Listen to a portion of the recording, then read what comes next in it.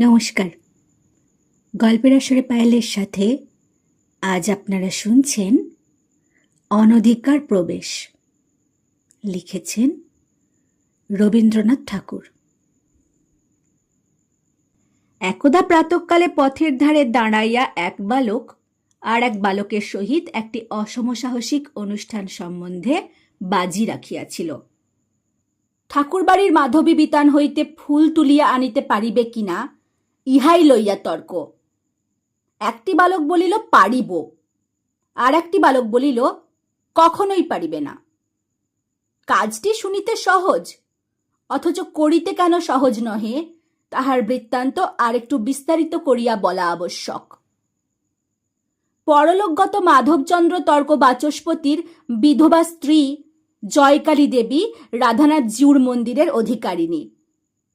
অধ্যাপক মহাশয় টোলে যে তর্ক বাচস্পতি উপাধি প্রাপ্ত হইয়াছিলেন, পত্নীর নিকটে একদিনের জন্য সে উপাধি সপ্রমাণ করিতে পারেন নাই।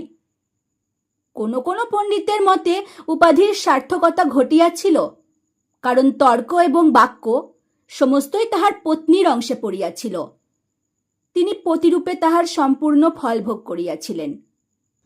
সত্যের অনুরোধে বলিতে হইবে, জয়কালী অধিক কথা কহিতেন না, কিন্তু অনেক সময় দুটি কথায়, এমনকি নীরবে অতি বড় প্রবল মুখবেগও বন্ধ করিয়া দিতে পারিতেন। জয়কালী দীর্ঘাকার, দৃঢ় শরীর, তীক্ষ্ণ নাসা, প্রখর বুদ্ধি স্ত্রীলোক। তাহার স্বামী বর্তমানে তাহাদের দেবোত্তর সম্পত্তি নষ্ট হইবার জো হইয়াছিল।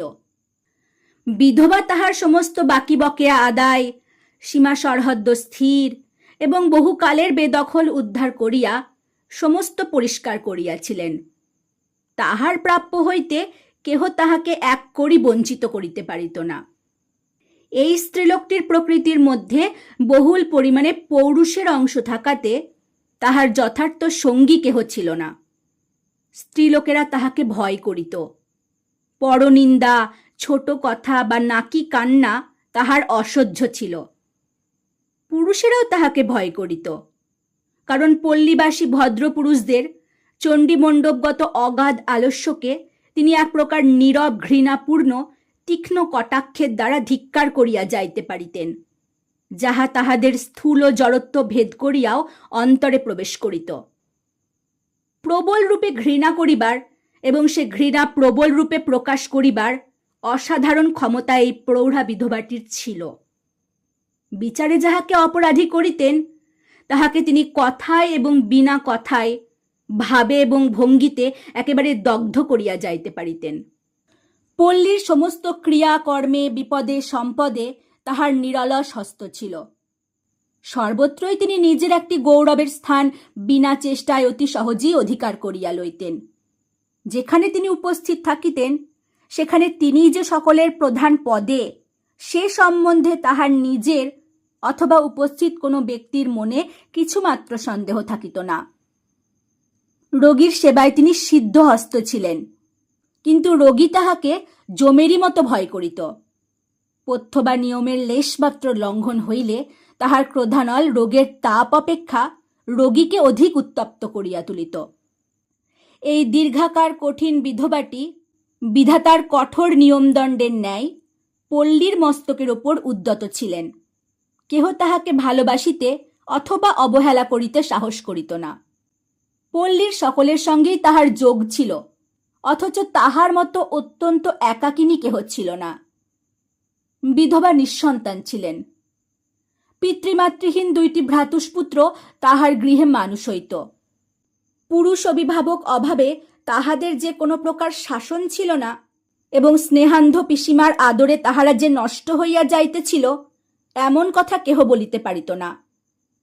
তাহাদের মধ্যে বড়টির বয়স 18 হইয়াছিল।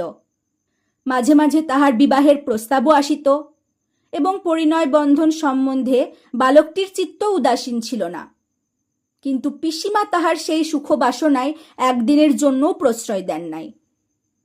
অন্য স্ত্রীলোকের ন্যায় কিশোর নবদম্পতির নবপ্রেমোদ্গম দৃশ্য তাহার কল্পনায় অত্যন্ত উপভোগ্য মনোরম বলিয়া প্রতীত হইত না, বরং তাহার ভ্রাতুষ্পুত্র বিবাহ করিয়া অন্য ভদ্রগৃহস্থের ন্যায় আলস্য ভরে ঘরে বসিয়া পত্নীর আদরে প্রতিদিন স্ফীত হইতে থাকিবে, এ সম্ভাবনা তাহার নিকট নিরতিশয় হেয় বলিয়া প্রতীত হইত। তিনি কঠিনভাবে বলিতেন, পুলিন আগে উপার্জন করিতে আরম্ভ করুক, তারপরে বধূ ঘরে আনিবে। পিসিমার মুখের সেই কঠোর বাক্যে প্রতিবেশিনীদের হৃদয় বিদীর্ণ হইয়া যাইত। ঠাকুরবাড়িটি জয়কালীর সর্বাপেক্ষা যত্নের ধন ছিল। ঠাকুরের শয়ন বসন স্নানাহারের তিলমাত্র ত্রুটি হইতে পারিত না। পূজক ব্রাহ্মণ দুটি দেবতার অপেক্ষা এই একটি মানবীকে অনেক বেশি ভয় করিত। পূর্বে এক সময় ছিল যখন দেবতার বরাদ্দ দেবতা পুরা পাইতেন না, কারণ পূজক ঠাকুরের আরেকটি পূজার প্রতিমা গোপন মন্দিরে ছিল। তাহার নাম ছিল নিস্তারিণী। গোপনে ঘৃত, দুগ্ধ, ছানা, ময়দার নৈবেদ্য স্বর্গে নরকে ভাগাভাগি হইয়া যাইত। কিন্তু আজকাল জয়কালীর শাসনে পূজার 16 আনা অংশই ঠাকুরের ভোগে আসিতেছে। উপদেবতাগণকে অন্যত্র জীবিকার অন্য উপায় অন্বেষণ করিতে হইয়াছে। বিধবার যত্নে ঠাকুরবাড়ির প্রাঙ্গণটি পরিষ্কার তকতক করিতেছে। কোথাও একটি তৃণমাত্র নাই। এক পার্শ্বে মঞ্চ অবলম্বন করিয়া মাধবীলতা উঠিয়াছে। তাহার শুষ্ক পত্র পরিবামাত্র জয়কালী তাহা তুলিয়া লইয়া বাহিরে ফেলিয়া দেন। ঠাকুরবাড়িতে পারিপাট্য, পরিচ্ছন্নতা ও পবিত্রতার কিছুমাত্র ব্যাঘাত হইলে বিধবা তাহা সহ্য করিতে পারিতেন না। পাড়ার ছেলেরা পূর্বে লুকাচুরি খেলা উপলক্ষে এই প্রাঙ্গণের প্রান্তে আসিয়া আশ্রয় গ্রহণ করিত এবং মধ্যে মধ্যে পাড়ার ছাগ শিশু আসিয়া মাধবীলতার বলকলাংশ কিছু কিছু ভক্ষণ করিয়া যাইত। এখন আর সে সুযোগ নাই। পর্বকাল ব্যতীত অন্য দিনে ছেলেরা প্রাঙ্গণে প্রবেশ করিতে পাইত না এবং ক্ষুধাতুর ছাগ শিশুকে দণ্ডাঘাত খাইয়াই দ্বারের নিকট হইতে তারস্বরে আপন অজজননীকে আহ্বান করিতে করিতে ফিরিতে হইত। অনাচারী ব্যক্তি পরমাত্মীয় হইলেও দেবালয়ের প্রাঙ্গণে প্রবেশ করিতে পাইত না। জয়কালীর একটি যবন করপক্ষ কুক্কুট মাংস লোলুপ ভগিনীপতি আত্মীয় সন্দর্শন উপলক্ষে গ্রামে উপস্থিত হইয়া মন্দির অঙ্গনে প্রবেশ করিবার উপক্রম করিয়াছিলেন। জয়কালী তাহাতে তড়িৎ ও তীব্র আপত্তি প্রকাশ করাতে সহোদরা ভগিনীর সহিত তাহার বিচ্ছেদ সম্ভাবনা ঘটিয়াছিল। এই দেবালয় সম্বন্ধে বিধবার এতই অতিরিক্ত অনাবশ্যক সতর্কতা ছিল যে সাধারণের নিকট তাহা অনেকটা বাতুলতা রূপে প্রতীয়মান হইত। জয়কালী আর সর্বত্রই কঠিন, উন্নত, স্বতন্ত্র। কেবল এই মন্দিরের সম্মুখে তিনি পরিপূর্ণভাবে আত্মসমর্পণ করিয়াছিলেন। এই বিগ্রহটির নিকট তিনি একান্তরূপে জননী, পত্নী, দাসী। ইহার কাছে তিনি সতর্ক, সুকোমল, সুন্দর এবং সম্পূর্ণ অবনম্র। এই প্রস্তরের মন্দির এবং প্রস্তরের মূর্তিটি তাহার নিগূঢ় নারী স্বভাবের একমাত্র চরিতার্থতার বিষয় ছিল। ইহাই তাহার স্বামী, পুত্র, তাহার সমস্ত সংসার। ইহা হইতেই পাঠকেরা বুঝিবেন যে বালকটি মন্দির প্রাঙ্গণ হইতে মাধবী মঞ্জরি আহরণ করিবার প্রতিজ্ঞা করিয়াছিল তাহার সাহসের সীমা ছিল না। সে জয়কালীর কনিষ্ঠ ভ্রাতুষ্পুত্র নলিন। সে তাহার পিসিমাকে ভালো করিয়াই জানিত। তথাপি তাহার দুর্দান্ত প্রকৃতি শাসনের বশ হয় নাই। যেখানে বিপদ সেখানেই তাহার একটা আকর্ষণ ছিল এবং যেখানে শাসন সেখানেই লঙ্ঘন করিবার জন্য তাহার চিত্ত চঞ্চল হইয়া থাকিত। জনশ্রুতি আছে বাল্যকালে তাহার পিসিমার স্বভাবটিও এইরূপ ছিল। জয়কালী তখন মাতৃস্নেহ মিশ্রিত ভক্তির সহিত ঠাকুরের দিকে দৃষ্টি নিবদ্ধ করিয়া দালানে বসিয়া এক মনে মালা জপিতেছিলেন। বালকটি নিঃশব্দ পদে পশ্চাৎ হইতে আসিয়া মাধবীতলায় দাঁড়াইল। দেখিল নিম্ন শাখার ফুলগুলি পূজার জন্য নিঃশেষিত হইয়াছে। তখন অতি ধীরে ধীরে সাবধানে মঞ্চে আরোহণ করিল। উচ্চ শাখায় দুটি একটি বিকচন মুখ কুড়ি দেখিয়া যেমন সে শরীর এবং বাহু প্রসারিত করিয়া তুলিতে যাইবে, অমনি সেই প্রবল চেষ্টার ভরে জীর্ণ মঞ্চ সশব্দে ভাঙিয়া পড়িল। আশ্রিত লতা এবং বালক একত্রে ভূমিষ্যাৎ হইল। জয়কালী তাড়াতাড়ি ছুটিয়া আসিয়া তাহার ভ্রাতুষ্পুত্রটির কীর্তি দেখিলেন। সবলে বাহু ধরিয়া তাহাকে মাটি হইতে তুলিলেন। আঘাত তাহার যথেষ্ট লাগিয়াছিল, কিন্তু সে আঘাতকে শাস্তি বলা যায় না। কারণ তাহা অজ্ঞান জ্বরের আঘাত। সেই জন্য পতিত বালকের ব্যথিত দেহে জয়কালীর সজ্ঞান শাস্তি মুহুর্মুহু সবলে বর্ষিত হইতে লাগিল।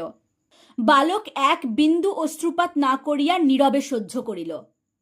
তখন তাহার পিসিমা তাহাকে টানিয়া লইয়া ঘরের মধ্যে রুদ্ধ করিলেন। তাহার সেদিনকার বৈকালিক আহার নিষিদ্ধ হইল। আহার বন্ধ হইল শুনিয়া দাসী মোক্ষদা কাতর কণ্ঠে ছলছল নেত্রে বালককে ক্ষমা করিতে অনুনয় করিল। জয়কালীর হৃদয় গলিল না। ঠাকুরানীর অজ্ঞাতসারে গোপনে ক্ষুদিত বালককে কেহ যে খাদ্য দিবে, বাড়িতে এমন দুঃসাহসিক কেহ ছিল না। বিধবা মঞ্চ সংস্কারের জন্য লোক ডাকিতে পাঠাইয়া পুনর্বার মালা হস্তে দালানে আসিয়া বসিলেন। মোক্ষদা কিছুক্ষণ পরে সভয়ে নিকটে আসিয়া কহিল, ঠাকুরমা, কাকাবাবু ক্ষুধায় কাঁদিতেছেন, তাহাকে কিছু দুধ আনিয়া দিব কি?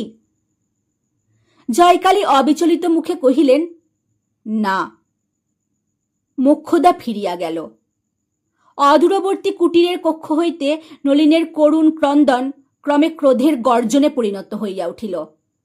অবশেষে অনেকক্ষণ পরে তাহার কাতরতার শ্রান্ত উচ্ছ্বাস থাকিয়া থাকিয়া জপনিরতা পিসিমার কানে আসিয়া ধ্বনিত হইতে লাগিল।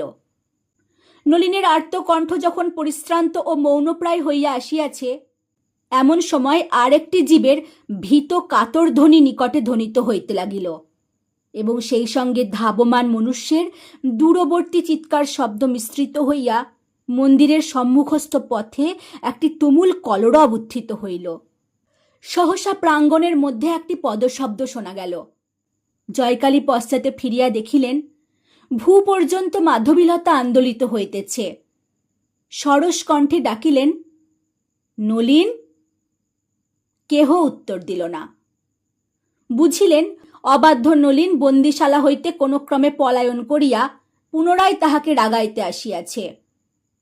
তখন অত্যন্ত কঠিনভাবে অধরের উপরে ওষ্ঠ চাপিয়া বিধবা প্রাঙ্গণে নামিয়া আসিলেন। লতাকুঞ্জের নিকট পুনরায় ডাকিলেন, নলিন। উত্তর পাইলেন না। শাখা তুলিয়া দেখিলেন একটি অত্যন্ত মলিন শূকর প্রাণ ভয়ে ঘন পল্লবের মধ্যে আশ্রয় লইয়াছে।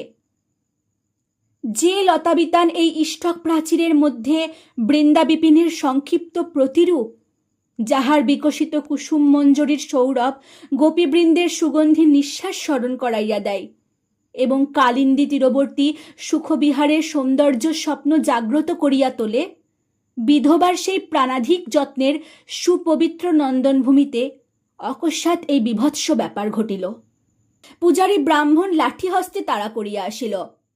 জয়কালী তৎক্ষণাৎ অগ্রসর হইয়া তাহাকে নিষেধ করিলেন এবং দ্রুত বেগে ভিতর হইতে মন্দিরের দ্বার রুদ্ধ করিয়া দিলেন। অনতিকাল পরেই সুরাপানে উন্মত্ত ডোমের দল মন্দিরের দ্বারে উপস্থিত হইয়া তাহাদের বলির পশুর জন্য চিৎকার করিতে লাগিল। জয়কালী রুদ্ধ দ্বারের পশ্চাতে দাঁড়াইয়া কহিলেন, যা বেটারা, ফিরে যা, আমার মন্দির অপবিত্র করিস নে। ডোমের দল ফিরিয়া গেল। জয়কালী ঠাকুরানী যে তাহার রাধানাথ জিউর মন্দিরের মধ্যে অসুচি জন্তুকে আশ্রয় দিবেন, ইহা তাহারা প্রায় প্রত্যক্ষ দেখিয়াও বিশ্বাস করিতে পারিল না। এই সামান্য ঘটনায় নিখিল জগতের সর্বজীবের মহাদেবতা পরম প্রসন্ন হইলেন, কিন্তু ক্ষুদ্র পল্লীর সমাজ নামধারী অতি ক্ষুদ্র দেবতাটি নিরতিশয় সংক্ষুব্ধ হইয়া উঠিল। ধন্যবাদ। ভালো থাকুন, সঙ্গে থাকুন।